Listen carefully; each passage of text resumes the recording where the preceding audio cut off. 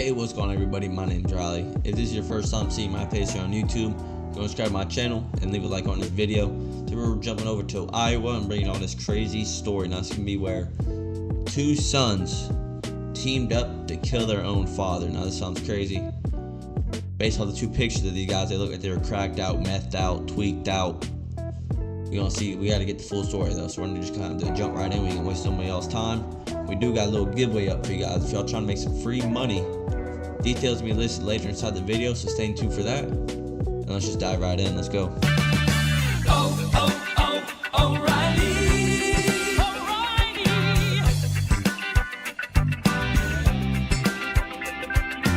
Alright, y'all, before we're gonna hold this clip, make sure you're comfortable. Grab something to snack on and something to sip. And let's enjoy this video together. No one wants to think that their child is capable of something like this. An unimaginable crime shakes the Midwest when two brothers team up to allegedly kill their own father. When you always look back on things like this, there always Amy had the Edelbrock hat on. But in that moment, sometimes those signs are missed because you don't want to ever think that someone is capable of something like that. It happened in Fort Dodge, Iowa, about an hour and a half north of Des Moines. A call came into dispatch there on Friday, April 26th, when a postal worker found a body in a ditch while out on his mail route. The victim was identified as 55-year-old Dennis Jones Jr., and soon the suspects were identified too as Dennis's sons, 26-year-old Alec Jones and 21-year-old Nathan Jones. Former CIA officer and FBI agent Tracy Walder says the suspects are a bit of a surprise. I think my first thoughts are that, it's not that something like this has never happened before, but it's typically rare to see, child on parent crime. Investigators soon determined Dennis's cause of death was a gunshot wound, and that the ditch where his body was found was not the scene of the crime. So, the first thing that they're going to do is obviously secure that crime scene. But it sounds like they pretty quickly were able to infer that that wasn't where he was killed, that was a secondary location that he was brought to. And so that then becomes probably the more important thing. Where did this crime occur? Yes, you have a dead body, but it looks like that was probably the dump site. And so really the focus there then became, where was this secondary location? Where did this crime actually happen? Because then that helps point you to suspects and a motive. Bro, how would investigators know so quickly that the shooting didn't happen there and it was just where the body was dumped off? What the hell is that, So it depends. I don't personally, I don't know how long the coroner has figured that the body had been there, but there could be several reasons. Maybe there's no shell casings on the scene, but somebody could have picked them up. Also, the absence of blood pools and blood spatter, it could just really easily hint to a dump site. And I know you said the next step after finding the body would be hopefully finding out where this murder happened. Do you think that identifying the body and knowing this man's name could have led them to that crime scene and his family? Of course, identifying obviously a victim is, and I should have mentioned this, is one of the first things obviously that you do. And then they will look towards where his place of residence was and then sort of work out from there. Investigators now say it was 26-year-old Alec Jones who fired multiple shots at his father. He's now been charged with first-degree murder. But authorities say he didn't work alone. They allege his brother, 21-year-old Nathan, worked with Alec to carry out the crime. He's been charged with aiding and abetting murder in the first degree. How did they determine which brother? See, if he did that shit down here in Florida, they both would have got charged with murder. That's what was going to be the question I was going to ask y'all. Is Iowa like Florida? I guess not. I guess he just got pretty much being a secondary on it. Did what? Yeah, that's kind of the more interesting thing here. Most likely, that was through seizing the victim's phone. And this is just my opinion and my hypothesis. They probably definitely seized the victim's phone. And then from there, maybe text messages and those kinds of things led them to realize who was the actual killer. Another thing, too, is who are the residents of the home? If this son was the full-time resident of the home and the other was not, obviously that can then help them determine that. Or they could have easily gotten a confession that we just don't know about from the sons. Hey, I'm the one who committed this crime. He's simply the accessory after the fact. And so there's kind of three different ways that could have worked out. In all honesty, when we see crimes like this of children killing parents, typically it is through a confession. Children will tend, well, he's not a child, but you know what I'm saying. They will tend to confess to crimes like this. Tracy says it's possible investigators already know a motive. It depends. It depends on how forthcoming the brothers are being. And I think they're also probably relying on the victim's wife and obviously the mother of them as well to shed light onto what the family dynamic was. Was there an argument that led to this? Because what will be key in this case is premeditation, right? But it looks like right now they're being charged with first-degree murder. So that hints at the idea of premeditation. And there are a variety of motives that could have led to such a personal crime. Honestly, it depends, right? We can't get into their mental state. So that could be mental health could obviously be one of those factors, although just because you're mentally ill does not make one a murderer. So that's important to remember.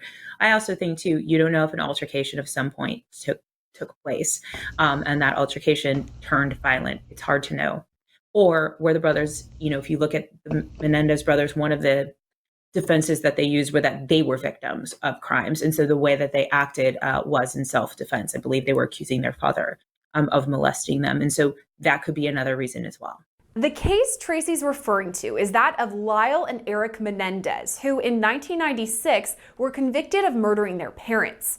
At trial, the brothers alleged their father sexually abused Lyle for years, and they committed the murders for fear that their father would lash out at them for exposing the truth. The Jones case is a bit different in that the suspect's mother, Shannon Jones, is still alive. In fact, she's been outspoken about the case since her husband's murder. Shannon told local news outlets, quote, "They are good boys. This wasn't premeditated." What do you make of that she's almost defending her sons who just murdered her husband?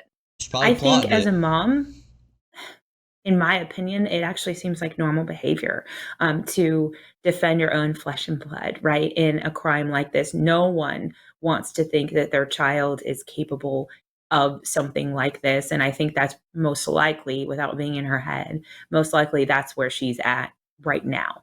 Is she someone that investigators are going to want to speak with? I'm sure investigators are already speaking with her because it sounds like she was a resident of the home.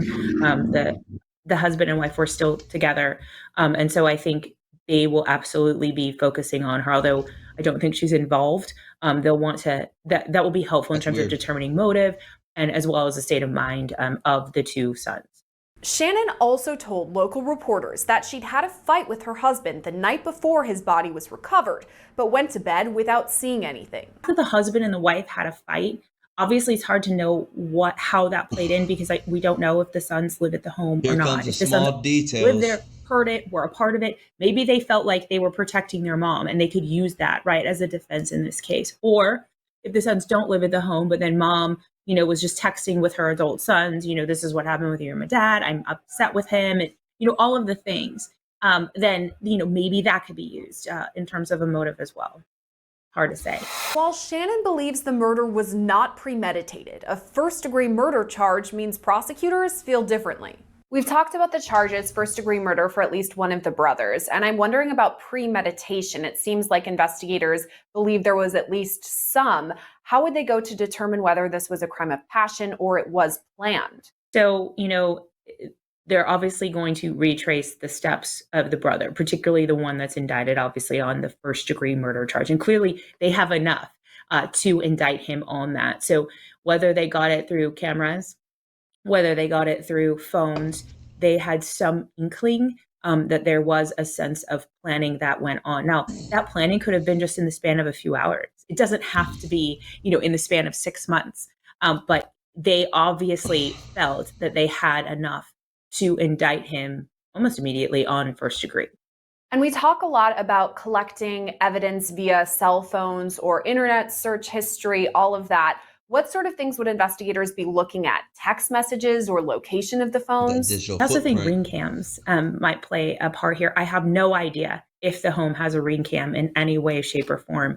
But if it does, I would imagine that is going to be a valuable tool. The ring cams of the sons in their homes coming in and out will help determine time frame and who's been at what place. I think sometimes we forget how useful ring cams can be in terms of helping to at least guide us in the right way to solve crimes. But yes, of course, digital evidence is going to be extremely important here, because even if there was some kind of an altercation between the father and the son, maybe there was a cooling off period that was occurring and they were texting back and forth and then things escalated again.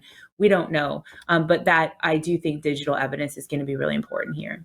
As for other evidence, Tracy says the familial relationship between the victim and suspects should be easy to differentiate.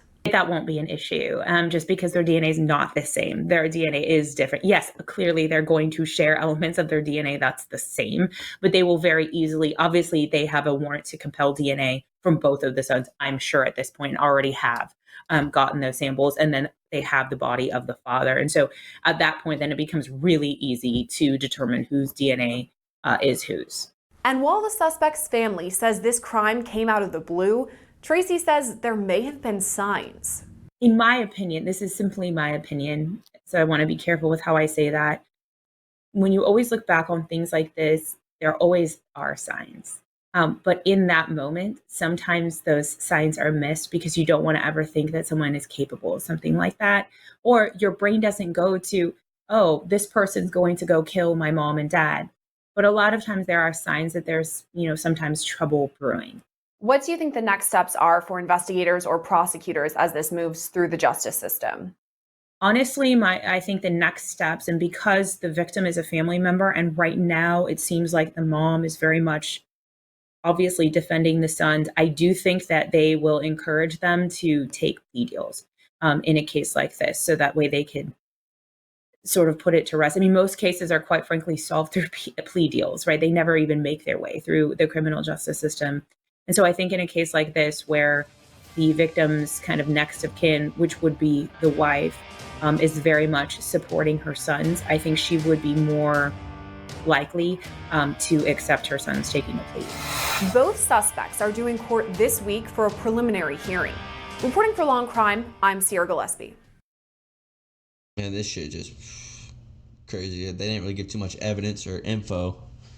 But I guess we're just going to have to wait for a trial. This one's going to be very interesting to see what happened. I don't know, the first guy they were showing me with the face tag right here that is the alleged shooter. I mean, he looked like he was tweaked out on something. I may be wrong. He may have just been mislead. But, homeboy definitely looked a little shady. But like I said, if shit was going on behind closed doors, maybe it led up to it. Maybe he was getting physical with his mom. Maybe they were touching him, getting physical with it. I mean, probably not. Maybe in the past they were, but like I said, it could be dozens of reasons, more than that. So we're just going to wait for this trial to come out. We're definitely going to be covering this one on the channel. So y'all definitely want to go ahead and smash the bell so you don't miss none of these future content and these future episodes covering this wild ass case. And yeah, just go ahead and roll this outro. Let's go. Alright, y'all, we're gonna wrap this one up. If you're enjoying this type of content, I'm gonna link a picture right in the video. It's gonna have all the reactions on there for y'all to check out. We drop a video every single day, all of 2024. So you definitely wanna go ahead and smash the bell so you don't miss tomorrow's episode. Check out yesterday's episode if you haven't already, because that one was a banger and you're not gonna miss it. Promise y'all. We also got a little giveaway up I was talking about at the start of the video. Once we reach 500 subscribers, we're giving away a couple $50 gift cards. So if y'all trying to make some free money, all you gotta do is go on the bottom of this video, smash the like button, subscribe to the channel, and you're automatically entered. Easy as that. Me being a new creator and this being a new channel, even watching this channel or watching these videos helps this channel grow. So I appreciate every single one of y'all that's been supporting the channel, leaving likes on these videos and commenting the whole 9 yards. I appreciate every single one of y'all deeply down in my heart. And now we're just gonna keep pumping this fire content out for y'all. Y'all stay tuned, and we're gonna be taking over the reaction channel world. So catch y'all tomorrow. Peace.